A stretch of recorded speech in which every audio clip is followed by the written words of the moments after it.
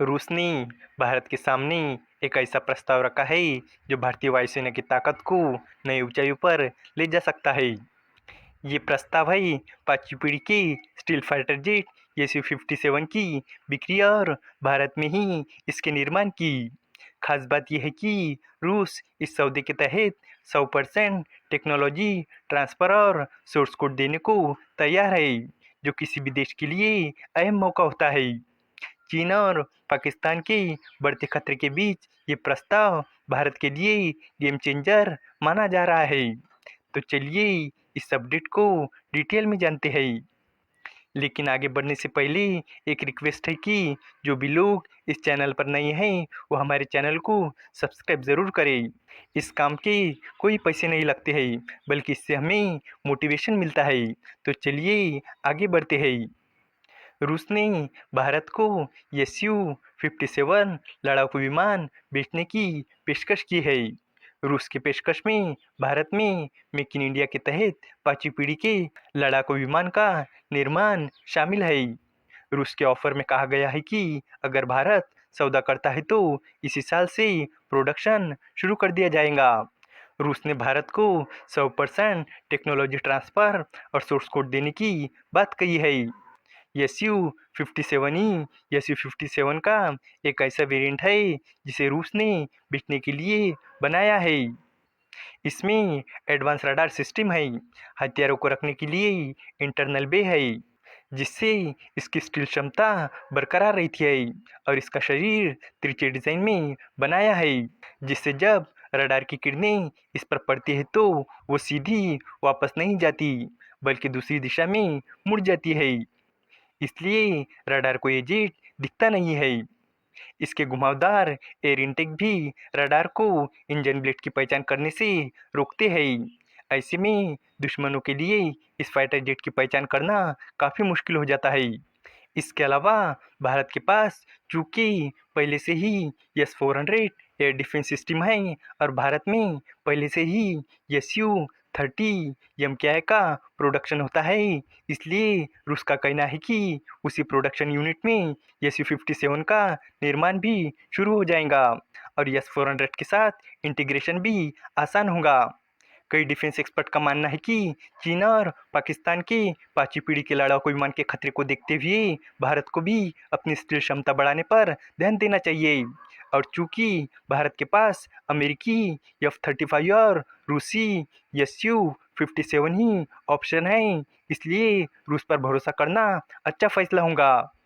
चूंकि चीन के पास J-20 जैसे 5वीं पीढ़ी के लड़ाकू विमान है और पाकिस्तान को वो J-35 स्टील फाइटर बेचने वाला है, इसलिए भारत के सामने सुरक्षा चिंताएं है। रूसी कंपनी रोसोबोरोन एक्सपोर्ट और यूनाइटेड एयरक्राफ्ट कॉरपोरेशन ने एरो इंडिया 2025 में SU-57 एयरक्राफ्ट को बेंगलुरु भेजा था। रूसी प्रस्ताव में HAL की नासिक वाली फैक्ट्री में SU-57E के जॉइंट प्रोडक्शन की पेशकश है। SU-30 MKI को भी यहीं पर असेंबल किया जाता है। रूस के प्रस्ताव में टेक्नोलॉजी ट्रांसफर शामिल है, जो भारत को एजा रडार, एवियोनिक्स और अपने स्वदेशी सिस्टम को इस 5वीं पीढ़ी के लड़ाकू विमान में इंटीग्रेट करने की सुविधा देता है, जिससे भारत को मेक इन इंडिया हथियार बनाने की क्षमता को नेक्स्ट लेवल ले जाने की सुविधा मिलेगी। चूंकि एचएएल के पास पहले से ही बुनियादी ढांचा है, इसलिए भारत काफ़ी आसानी से SU-57E की टेक्नोलॉजी को अपना पाएगा। एक जियोपॉलिटिकल एक्सपर्ट ने फर्स्ट पोस्ट में लिखा है कि SU-57E खरीदना भारत के लिए गेम चेंजर साबित हो सकता है। उन्होंने लिखा है कि भारत के लिए रूस की पेशकश 3 डायमेंशनल है, यानी रूस भारत में ही SU-57E लड़ाकू विमान बनाने का काम शुरू करेगा।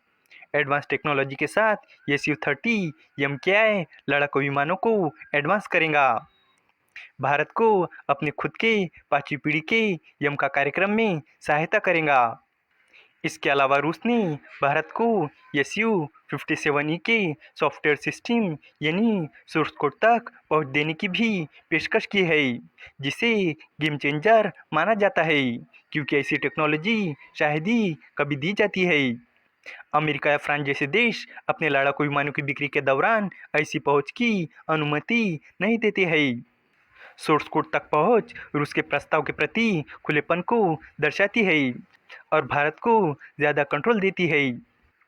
फ्रांस ने राफेल के लिए भारत को सोर्स कोड देने से करीब-करीब इनकार कर दिया है, जिससे भारत के लिए अब राफेल को घरेलू हथियारों के साथ इंटीग्रेट करना मुश्किल हो रहा है। अस्त्र मिसाइल और स्मार्ट एंटी एयरफील्ड वेपन जैसे भारत में बने स्वदेशी हथियार राफेल में इंटीग्रेट नहीं हो पा रहे हैं। ऐसे में रूसी प्रस्ताव भारत के लिए काफ़ी अहम हो जाता है। इस वीडियो का कंक्लूजन यही है कि रूस का SU-57E फाइटर जेट भारत के लिए सिर्फ एक डील नहीं बल्कि एक बड़ा मौका है। इस ऑफर में भारत को 100% टेक्नोलॉजी ट्रांसफ़र, सोर्स कोड तक पहुंच और अपने देश में ही जेट बनाने का मौका मिलेगा। इससे भारत की सेना की ताकत बढ़ेगी और हम अपने हथियार खुद बना सकेंगे। चीन और पाकिस्तान जैसे देशों के स्टील फाइटर जेट को देखते हुए ये कदम भारत के लिए बहुत ज़रूरी हो गया है। उम्मीद है कि आपको ये जानकारी पसंद आई होगी और भी इसी तरह के इन्फॉर्मेटिव वीडियोस के लिए हमारे चैनल को सब्सक्राइब करें। धन्यवाद।